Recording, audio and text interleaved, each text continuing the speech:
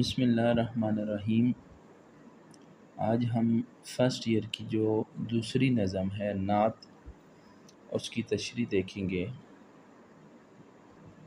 پہلا شعر ہے ہماری اس نظم کا: اے رسول امین، خاتم المرسلین، تجھ سا کوئی نہیں، تجھ سا کوئی نہیں۔ ہے عقیدہ یہ اپنا بصدق و یقین، تجھ سا کوئی نہیں، تجھ سا کوئی نہیں۔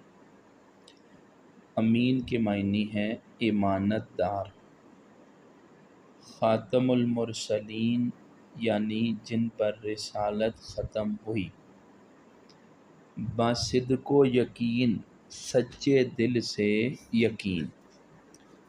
مفہوم ہے اس شعر کا: یا رسول اللہ صلی اللہ علیہ وآلہ وسلم، آپ امانت دار اور اللہ کے آخری نبی ہیں۔ ہمارا یہ عقیدہ ہے کہ آپ جیسا حسین و جمیل قیامت تک نہ آئے گا۔ آپ صلی اللہ علیہ وسلم کا لقب تھا صادق و امین۔ رسالت سے پہلے، نبوت سے پہلے بھی آپ صلی اللہ علیہ وسلم کو اسی لقب سے پکارا جاتا تھا، اور اللہ نے کم و بیش 1,24,000 انبیاء بھیجے۔ ان میں اللہ کے محبوب ترین نبی اور خاتم المرسلین، اللہ کے آخری نبی آپ صلی اللہ علیہ وآلہ وسلم ہیں۔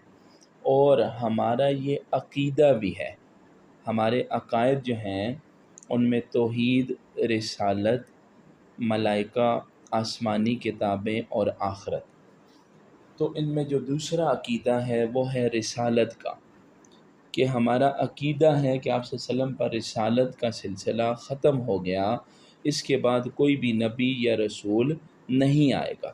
تو شاعر بھی یہی کہتا ہے کہ ہمارا یہ عقیدہ بھی ہے اور ہمیں سچے دل سے یقین بھی ہے کہ آپ جیسا اس دنیا میں ہے ہی کوئی نہیں، آپ کا ثانی اس دنیا میں کوئی نہیں۔ دوسرا شعر ہماری اس نظم کا: دست قدرت نے ایسا بنایا تجھے، جملہ اوصاف سے خود سجایا تجھے۔ اے ازل کے حسین، اے ابد کے حسین، تجھ سا کوئی نہیں، تجھ سا کوئی نہیں۔ دست کہتے ہیں ہاتھ کو، قدرت مراد رب تعالیٰ کی ذات، ازل آغاز اور ابد اختتام۔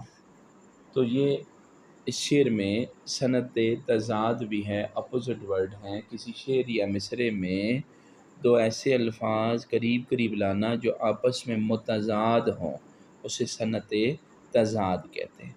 مفہوم: اللہ تعالیٰ نے آپ صلی اللہ علیہ وسلم کو اپنے دست قدرت سے اس قدر خوبصورت بنایا کہ ہر قسم کے اوصاف اور کمالات آپ صلی اللہ علیہ وسلم کی ذات پر ختم ہو گئے، اور آپ جیسا حسین اس دنیا میں کوئی بھی نہیں ہے۔ یعنی رب تعالیٰ نے آپ صلی اللہ علیہ وسلم کو اپنے دست قدرت سے بنایا اور تمام قسم کے اوصاف اور خوبیاں جو ہیں وہ آپ صلی اللہ علیہ وسلم کو عطا فرمائیں۔ اللہ پاک خود فرماتے ہیں: بے شک رسول اللہ صلی اللہ علیہ وسلم کی زندگی میں تمہارے لیے بہترین نمونہ ہے، اور آپ صلی اللہ علیہ وسلم کی ذات جو ہے وہ ازل اور ابد کی حسین ذات ہے، اور آپ کا ثانی اس دنیا میں کوئی بھی نہیں ہے۔ تیسرا شعر جی: بزم کونین پہلے سجائی گئی، پھر تیری ذات منظر پہ لائی گئی۔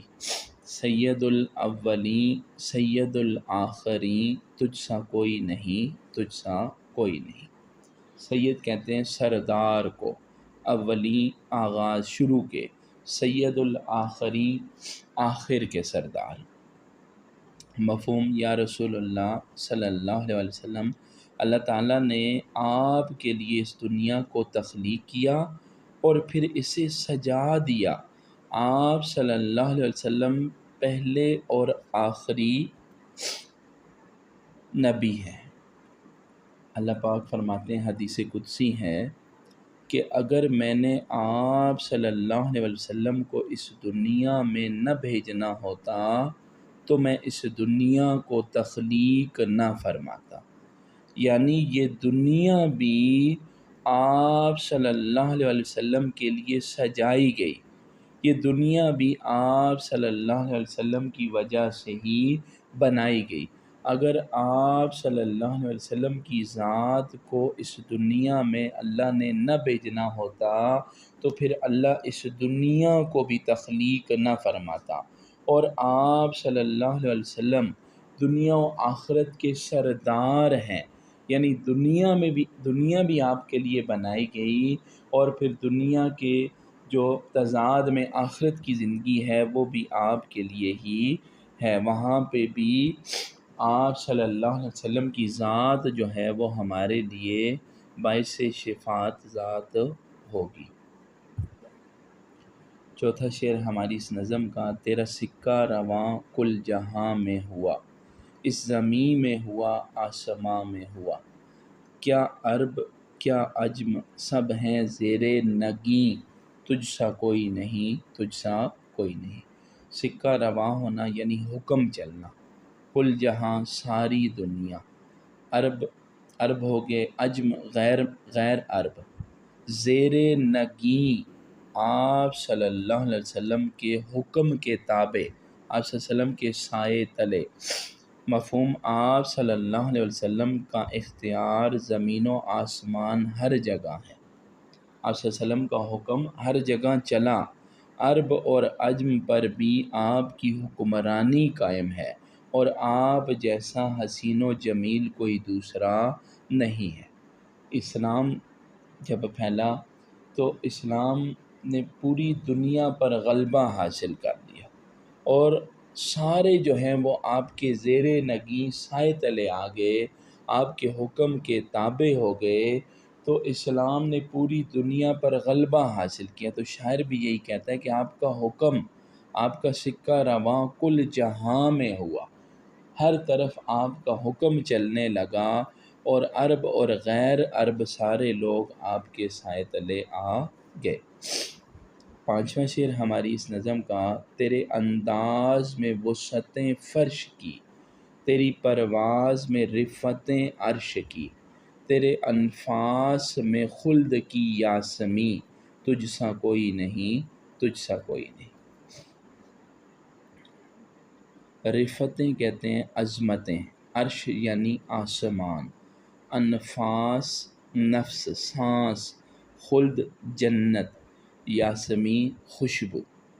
مفہوم، آپ صلی اللہ علیہ وسلم کا اسوہ حسنہ قیامت تک کے لوگوں کے لیے رہنمائی کا ذریعہ ہے۔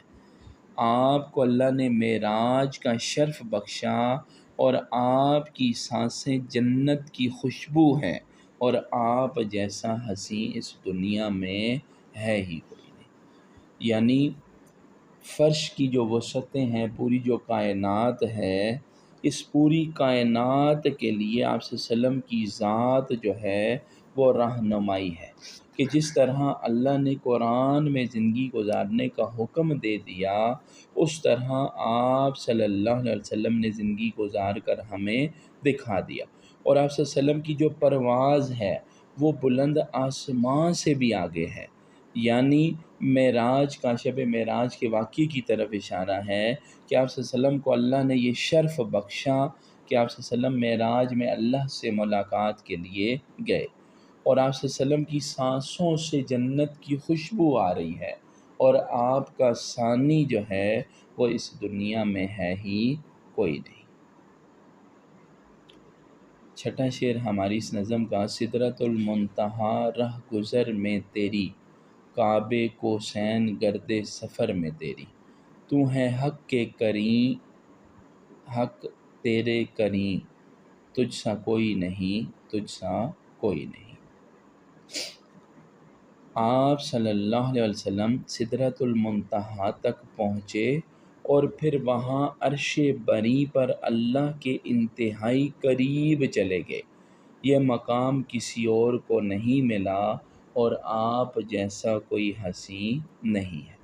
یہاں سدرۃ المنتہا تلمی ہے، شب معراج کے واقعے کی طرف اشارہ ہے کہ جب حضرت جبرائیل علیہ السلام رسول اللہ صلی اللہ علیہ وسلم کو لے کر اللہ سے ملاقات کے لیے گئے تو آسمان پر ایک مقام ایسا آیا جسے سدرۃ المنتہا کہتے ہیں۔ وہاں پر جا کر حضرت جبرائیل علیہ السلام رک گئے اور آپ صلی اللہ علیہ وسلم سے کہنے لگے کہ مجھے اس مقام سے آگے جانے کی اجازت نہیں ہے۔ اگر میں ایک قدم بھی اس مقام سے آگے بڑھا تو میرے پر جل جائیں گے۔ تو شاعر کہتا ہے کعبے کوسین، اللہ کے قریب ہو جانا، قرب حاصل کر لینا، کہ آپ صلی اللہ علیہ وسلم سدرۃ المنتہا سے بھی آگے گئے اور اللہ کے قریب ہو گئے، حق کے قریب یعنی اللہ کے قریب ہو گئے اور اللہ آپ کے قریب ہو گیا، اور آپ کا ثانی اس دنیا میں ہے ہی کوئی نہیں۔ آخری شعر ہماری اس نظم کا، کوئی بتلائے کیسے سراپا لکھوں، سراپا سر سے پاؤں تک، کوئی ہے وہ کہ جس کو تجھ سا کہوں، توبہ توبہ نہیں کوئی تجھ سا نہیں، تجھ سا کوئی نہیں، تجھ سا کوئی نہیں۔